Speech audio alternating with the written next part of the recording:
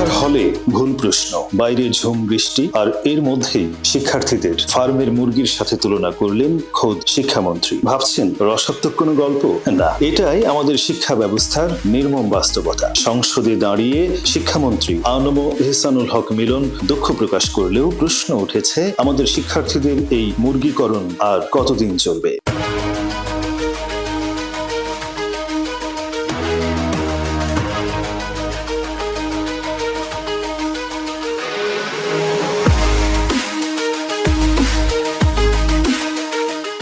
শিক্ষামন্ত্রীর কণ্ঠে শোনা যায় শিক্ষার্থীরা নাকি ফার্মের মুরগি, মাথায় বৃষ্টি পড়লেই জ্বর আসে। এমন মন্তব্যের পর এইচএসসি পরীক্ষার্থীরা রাজপথে নেমে শিক্ষামন্ত্রীর পদত্যাগ দাবি করে স্লোগান ধরেছে। কিন্তু শিক্ষার্থীদের এই রোগ প্রতিরোধহীন প্রজন্ম কে বানালো? শিক্ষা খামারিদের মতো জিপিএ নামের এক ঘোর দৌড়ে আমাদের সন্তানদের নামিয়ে দিয়েছে কে? শহরের স্কুলগুলোর দিকে যদি তাকাই, মাঠ নেই, শুধু বড় বড় অট্টালিকা। সকালে চোখ ঘষতে ঘষতে ক্লাসে যাওয়া, দুপুরে কোচিং আর রাতে পড়ার টেবিল, খেলার মাঠ আর শারীরিক কসরতের ফুরসত কোথায়? এর উপর চলতি বছরের এইচএসসি পরীক্ষায় পদার্থবিজ্ঞান প্রথম পত্রের সৃজনশীল অংশে দুটি প্রশ্নে মারাত্মক ভুল ধরা পড়েছে। আন্দোলনের মুখে সরকার 4 জন শিক্ষককে বরখাস্ত করেছে এবং ভুল প্রশ্নের জন্য পূর্ণ নম্বর দেওয়ার ঘোষণা দিয়েছে। কিন্তু পূর্ণ নম্বর দিলেই কি পরীক্ষার হলের সেই মানসিক চাপ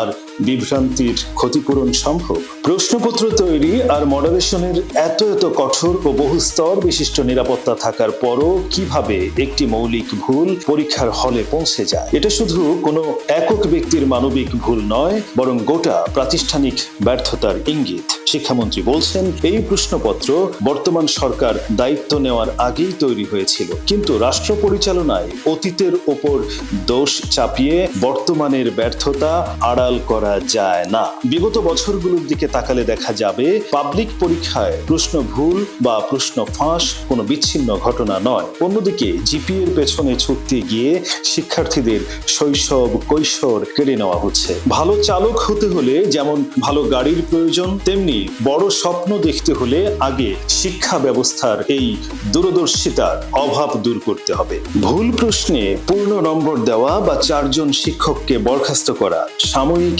সমাধান হতে পারে, কিন্তু স্থায়ী সমাধান নয়। যে ব্যবস্থায় এত নিরাপত্তা থাকার পরও ভুল প্রশ্ন তৈরি হয় এবং শিক্ষার্থীদের মাঠহীন শিক্ষা প্রতিষ্ঠানে বন্দী রাখা হয়, সেই ব্যবস্থার আগাগোড়া কবে বদলে যাবে? এই প্রশ্নহীন ও রোগ প্রতিরোধহীন প্রজন্ম নিয়ে আমরা আগামীর কেমন বাংলাদেশ গড়ব?